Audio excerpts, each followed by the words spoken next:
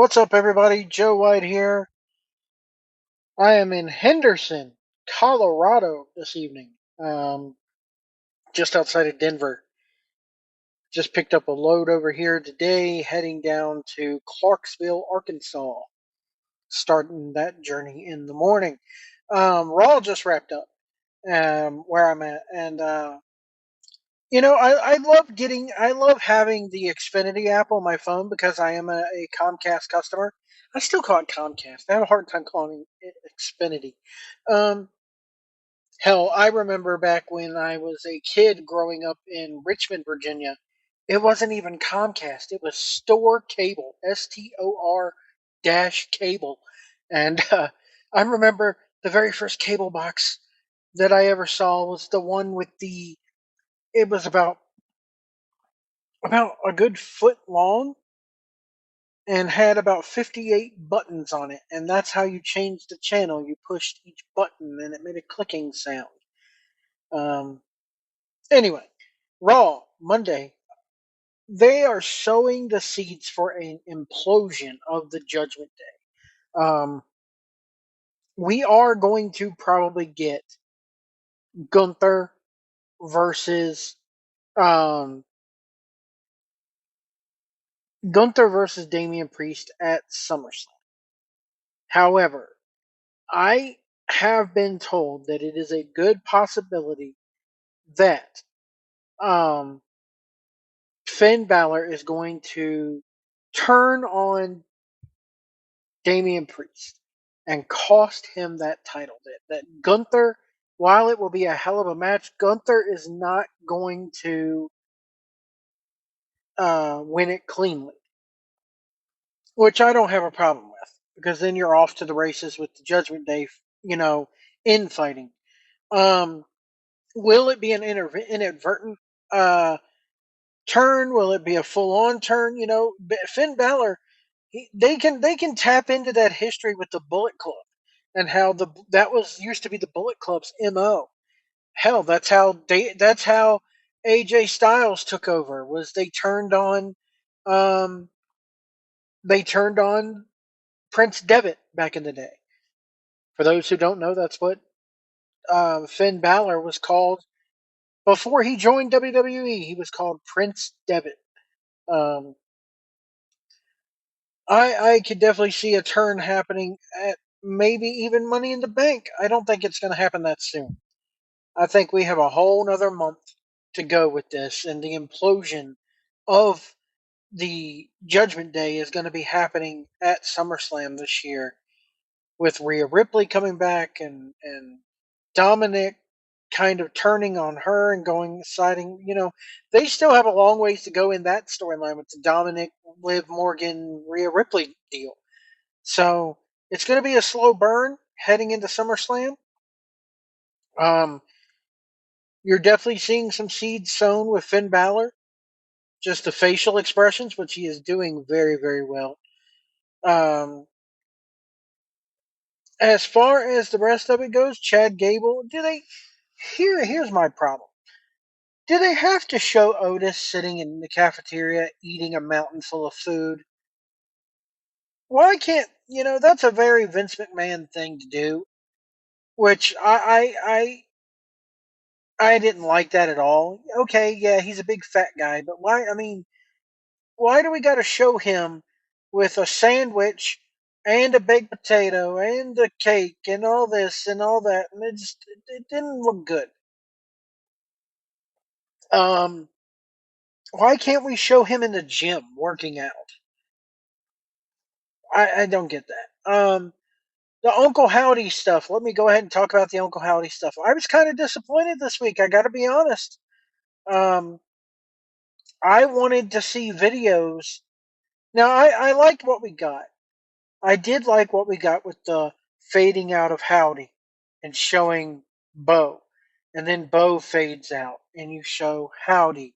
The frame, the little crack around the door of the Firefly Funhouse is glowing at certain points in the video. I am all of us. I led them out of the cave. Blah blah blah blah.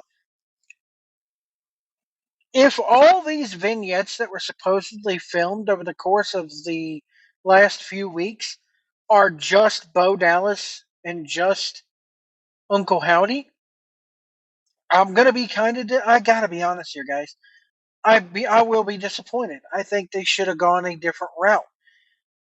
This should have been okay. Maybe you release this video on SmackDown, which or you're even online through their Twitter page.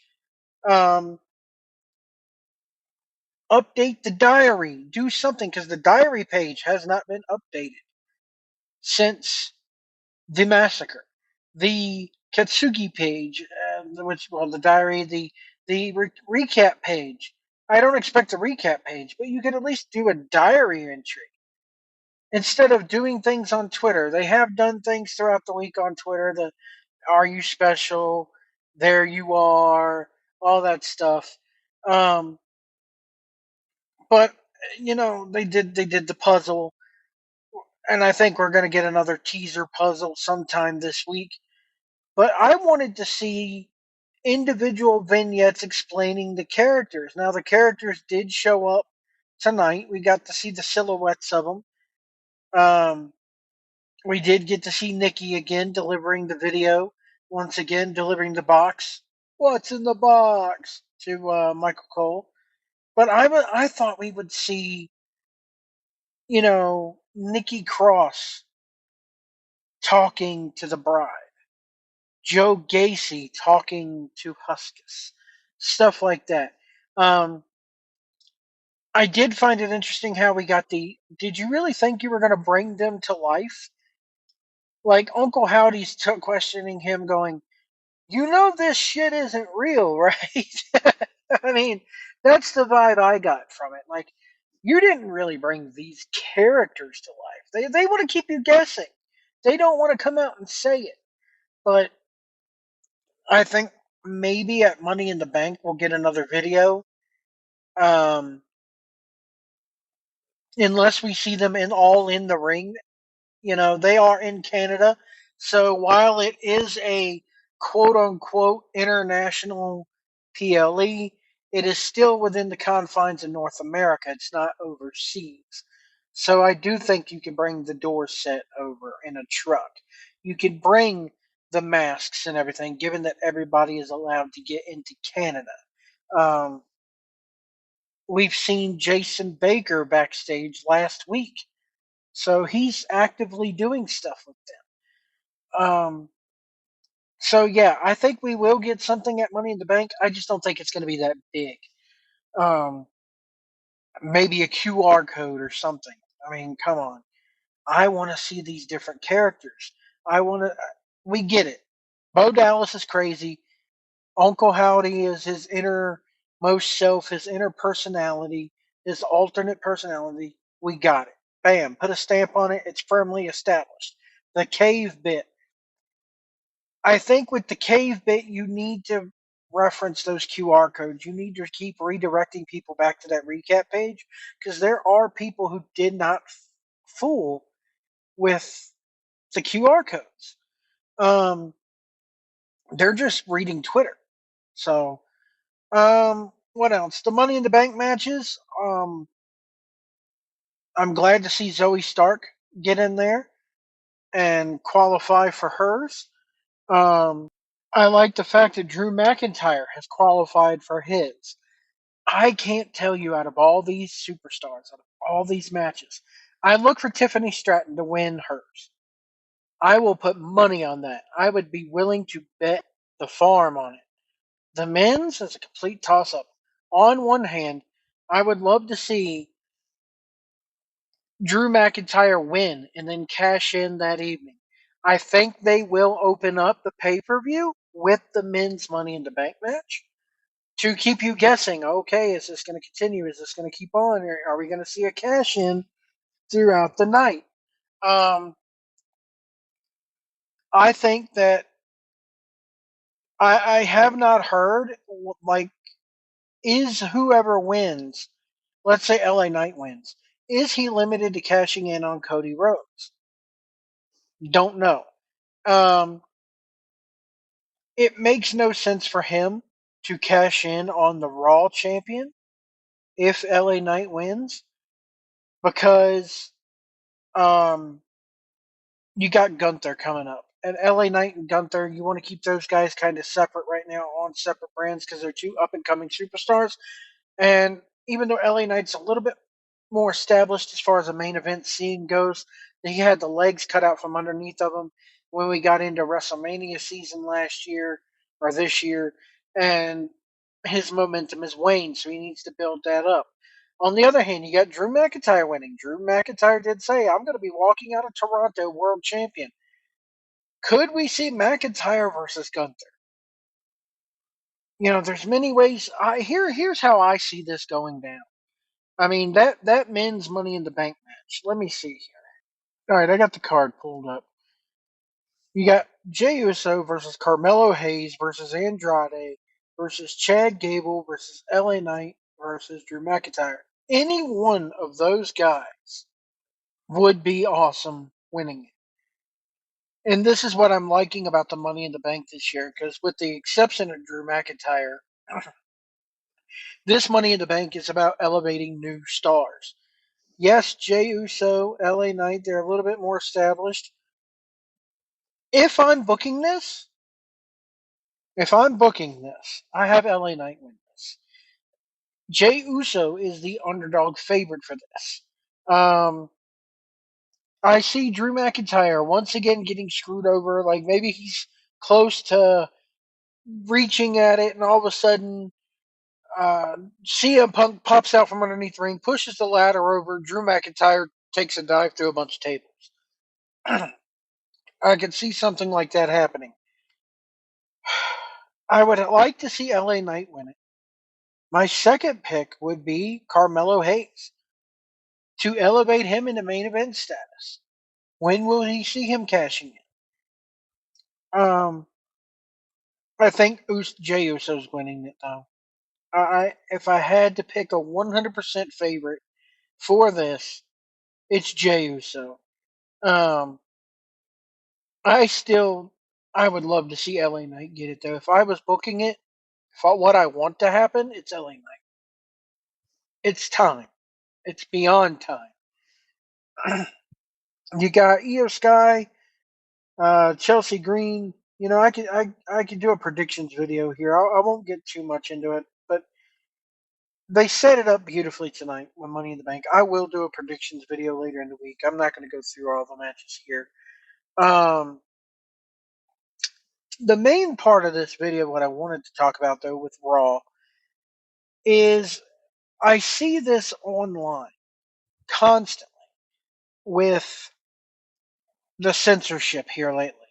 And it's been happening since probably around it's been really, really heavy and hardcore since WrestleMania. Every time there's a holy S chant, it's holy, holy, and you get that silence. I'm not going to talk about SmackDown. I did a video talking about SmackDown and how they're going to be censored. What you see now with Raw, that's how SmackDown's going to be in the future. You're going to get constant bleeps. You won't get the screen blackouts, I don't think, but you will get the bleeping of the chants. What I find, and it's going to be international too, because I mean, it may not be international. I don't know. It's going to be very hard to juggle that with one being on Netflix and the other internationally, and one being on Fox domestically here in the U.S. because while they are a worldwide product, let's not forget that the United States is their bread and butter. We are the standard for the fan base. What they do here does set the standard. You UK people and you people overseas, you can do your soccer ball chants and you can break decibel records and gate records and everything all you want to. At the end of the day, we're who they care about. You're just dumb enough to give them your money at those high ticket prices. Anyway, Netflix. Let's talk about Raw going to Netflix.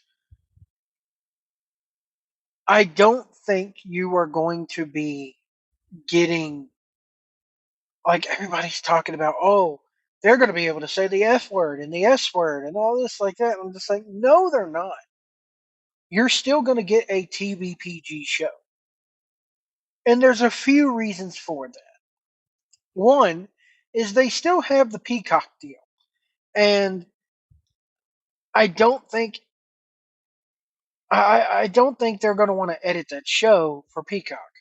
They'd rather just generate a show that they didn't have to edit. So, as far as I saw a meme online going, they're going to start, instead of Seth freaking Rollins, they're just going to full on call him Seth, you know what, Rollins. No, that ain't going to happen. They still are on Peacock.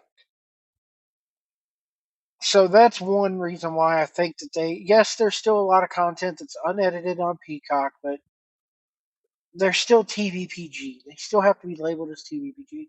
A big one is sponsors. Now, we have seen it shift. Prime is not exactly a kids sponsor. Modelo was all over this show. That's a TKO sponsor that's been carried over from the UFC. Wheatley Vodka is not necessarily TVPG, but what is keeping them TVPG and what has kept them TVPG for all these years is Mattel. People often forget about Mattel and their action figure deal. The number one reason why they have stayed PG all these years, and even when Vince McMahon was booking, we thought maybe on occasion they were going to do a more adult oriented product. And especially when AEW came along, they were like, oh man, we may have to go back to TV 14. And the main reason why they haven't done it is because they're so scared of making Mattel mad. Mattel is a children's company. They make toys. It's what they do. Mattel is Hot Wheels and Barbie, for crying out loud. And when you see Barbie on one side of the aisle and you see WWE on the other side of the aisle, they still want to project that wholesome image. So this is why I think that it's not going to change as much from a content standpoint, aside from maybe having to bleep out the holy yes chants. We're not going to see buckets of blood. We're not going to see women taking off their tops in the crowd like they did during the DX days. We're not going to come out there and have them, you know, come out there and go F this and F that. No, it's not going to happen, guys. It's still going to be, it's not going to go TV 14. Um, so yeah, it's just not. Mark, we may see it get a little bit edgy at first, but then they're going to have to tone it back. Why? It all boils down to Mattel. And it's not like they could go back to working with Jack Pacific and dump Mattel because Jack Pacific, I think, has the AEW contract. So, who? Let me know what you guys think. Are they going to be able to go and do more on Netflix? And again, I don't think just because one's it's internet SmackDown's international everywhere else, it doesn't matter. They're going to cater to the U.S. audience at the end of the day. Is SmackDown broadcast live here in the U.S.? Just because it's going to be on cable TV, they're not going to sit there and bleep it at one source and not bleep it. I mean, they could. I mean, they could, but I mean, and we very well could have heard that it's Fox doing all the blackouts and everything, not WWE. So it could very well be possible that USA bleeps the holy ass chance, but it leaks through everywhere else. I just don't think they want it.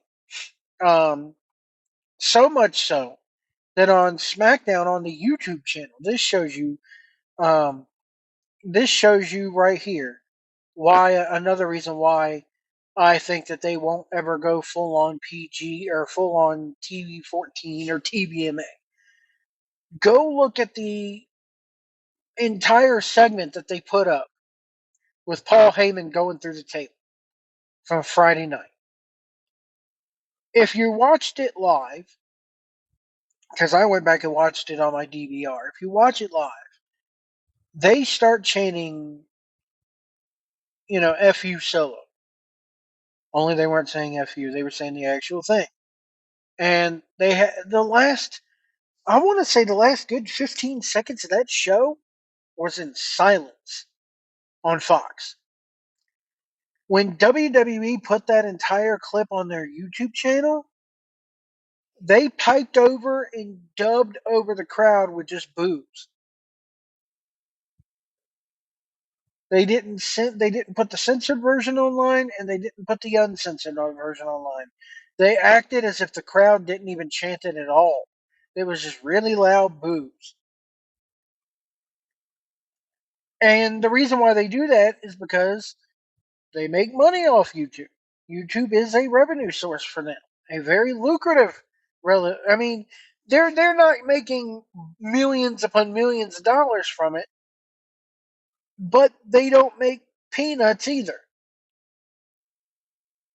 So, and YouTube, as people know, aren't going to pay you if you're cursing in your videos. They're not likely to recommend it if they hear cursing in your videos.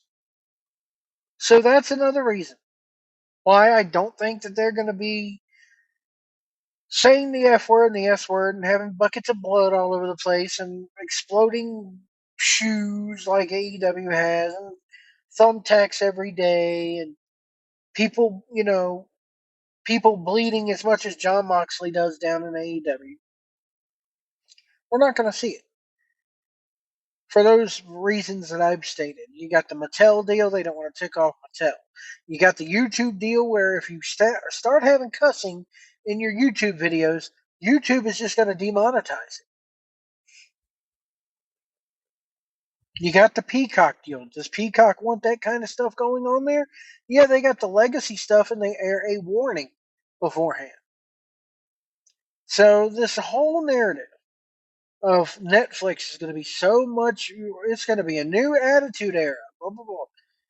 You need to take a step back and realize that's just not the world that they want to live in anymore.